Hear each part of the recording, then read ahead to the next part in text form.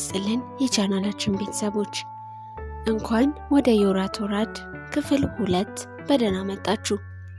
በክፍል 1 ትረካችን ላይ የታላቁ ደራሲ ይስማዕከ ወርቁን አዲስና ሚስጥራዊ ዓለም መቃኘት መጀመራችን ይታወሳል።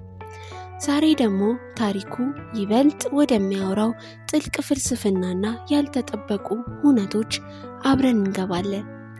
ዮራ ቶራድ ደራሲ ይስማዕከ ወርቁ፣ ተራኪ መክሊት። ክፍል 2። አዲስ አበባ ኢትዮጵያ። በባኮስ ማስታወሻ ላይ ሰፍሮ ከተገኘ ወዲህ ጋሙስ የሚባለው ሚስጥራዊ ቡድን ሚስጥሩ ጋድ መውጣት ጀምሯል። የኪራኮስ አባት ባኮስ የዚህን ሚስጥራዊ ቡድን ጉድ ከሰሙ ትርጓሜ ጀምረው መተንተናቸው ይታወቃል። በማስታወሻቸው ላይ ሰፍሮ እንደተገኘው ጋሙስ ማለት በጥቅሉ ጎሽ ማለት ነው። ጎሽ ቀንደ ሹል ቀንደ ገላላ የሆነ የበረሃ እንስሳ ነው። ባኮስ እንደሚሉት መልኩ የበሬ ጠባዩ የአውሬ የሆነ እንስሳ። በዚህ ጠላቱን ለመበቀል አንቱ በተሰየ እንስሳ ስም በ1989 በገዢው ፓርቲ ጉምቱ ሰዎች የተቋቋመው ድርጅት ዋና ዓላማ ጎሽ ለልጇ ስትል ተወጋች እንዲሉ ለቆመለት ዓላማ እስከ መጨረሻው የደም እንጥፍጣፊ መለገስ ነው።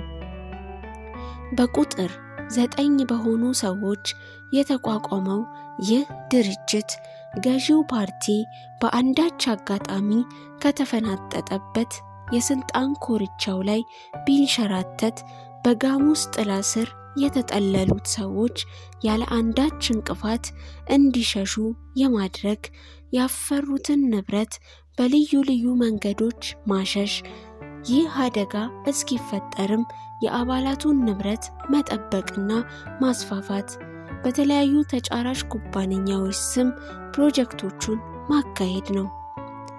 ከደህንነት መስሪያ ቤቱ ተሰውሮና ተነጥሎ በሚስጥር የተቋቋመው ይህ ድርጅት አንዳንድ የሐሰት መረጃዎችን በማርቀቅ የገዢውን ፓርቲ ስልጣን የሚነቀንቁ እጆች እንዲሰበሰቡ ያደርጋል። በህቡ የሚደረጉ ሴራዎችን ያከሽፋል፣ ያጠፋል። ለአመጽ ይነሳሳሉ ብሎ የሚገምታቸውን የጦር ክፍሎችና አንዳንድ ለሆዴ አላድርም ብለው እጃቸውን እንደ ጲላጦስ የሚታጠቡ ባለስልጣናትን በአይነ ቁራኛ ይቆጣጠራል። እንደ አስፈላጊነቱም ዞር ያደርጋል። በደህንነት መስሪያ ቤቱ እጅ የገቡ አንዳንድ መረጃዎችንም ያጨናግፋል። የጸረ ስለላ መረቦችንም ይዘረጋል። በሌሎች ስውር እጆች የሚንቀሳቀሱ የባለስልጣናቱን ንግዶች በበላይነት በመቆጣጠር ሚስጥራዊነታቸው እንዲጠበቅ ያደርጋል። በባኮስ ማስታወሻ ላይ ሰፍሮ እንደተገኘው ጋሙስ ዓላማው ይህ ብቻ አይደለም። ለስርዓቱ አስጊ ይሆናሉ ብሎ ያሰባቸውን ኃይሎች ሁሉ ለመደምሰስ እንቅልፍ የለውም። በስልጣን ላይ ያሉ ሰዎችን ከፍተኛ ወንጀል በማሰራት ስርዓቱን ከማገልገል በቀር ሌላ አማራጭ እንዳይኖራቸው ያደርጋል። በአፈንጋጩ ባኮስ ማስታወሻ ላይ ሰፍሮ እንደተገኘው ይህ ድርጅት በቢሊየን የሚቆጠር ሀብት አፍርቷል። በተለያዩ የዓለም አካባቢዎች ታላላቅ የንግድ ድርጅቶችን ከፍቷል። የዚህ ድርጅት ዋና መስሪያ ቤት አዲስ አበባ ውስጥ ሆኖ በአማካሪ ድርጅት ሽፋን ስራውን በትጋት ያከናውናል። ስለዚህ ድርጅት መኖር ሚስጥሩ አፈትልኮ በዴርቶ ጋዳ ከፍተኛ አባላት እጅ እስኪገባ ድረስ ማንም አያውቅም ነበረ። ጋሙስ እና ዴርቶ ጋዳ የሚያደርጉት ስውር ጦርነት ከጊዜ ወደ ጊዜ እየተፋፋመ ቀጥሏል። ይህ ህቡ የጨለማውስ ጦርነት በጋሙስ ድል አድራጊነት ይጠናቀቅ ዘንድ የአንበሳውን ድርሻ ከወሰዱ ሰዎች መካከል ታዲዮስ ኢያሱና በቅጽል ስሙ ኒቆ እየተባለ የሚጠራው የቀድሞ ሚኒስቴር ነው። ኒቆ የሚለው ቅጽል ስም በማንና ለምን እንደተሰጠው ባይታወቅም አንዳንድ መላምቶች ግን ተመተዋል። ከመላምቶቹ ውስጥ ሚዛን የደፋው ኒቆዲሞስ ከሚለው ስም የተቀነጨበ ምህጻረ ስም ነው የሚለው ነው። ቀን ቀን ከጲላጦስ ማታ ማታ ከኢየሱስ ተብሎም ተተንትኗል። ከምሽቱ 4:30 ላይ በቀጠሮው መሰረት ታዲዮስ ኢያሱ ወደ ኒቆ ቢሮ ገብቷል። በአክሎግና አያና ተራዳይነት ከተራራው አምልጦ እናት ድርጅቱን ከተቀላቀለ ጊዜ ጀምሮ የኒቆ ልዩ እንክብካቤ አልተለየውም። ጋሙስ፣ አክሎግና አያና ቢገደሉበትም በታዲዮስ ማምለጥ ሳይጽናና አልቀረም። እንግዲያውም የአክሎግና የአያና አገልግሎት ያበቃ መስሎ ነበረ። ሁለቱ ሰርጎ ገቦች ዴርቶጋዳ የመሸገበትን ተራራና ውስጡ ያለውን ሚስጥር ሁሉ ከተቀበሉ በኋላ የቀራቸው ጉዳይ እንደሌለ ለኒቆ ግልጽ የሆነለት ቆይቷል። ከዚህ በኋላ የቀረው ጉዳይ ተራራውን በልዩ ኃይሎች ባልተጠበቀ ሰዓት ሰብሮ ገብቶ ዴርቶጋዳን እስከ ወዲያኛው ማውደም ብቻ እንደሆነ ኒቆ ከደመደመ ቆይቷል። ሆኖም ይህን ኦፕሬሽን ለማካሄድ ካለፈው ስህተት የተገኙ ልምዶችንና ዕውቀቶችን መገምገም እንዳለበት ተረድቷል። ከዚህም በተጨማሪ ድምሰሳው በሚካሄድበት ወቅት በሚራዥ እጅ የሚገኘው የሰጠመው መርከብ ቁልፍ የሆነው ካርታ ያለ አንዳች ብልሽት በእጁ መግባት እንዳለበት ያምናል።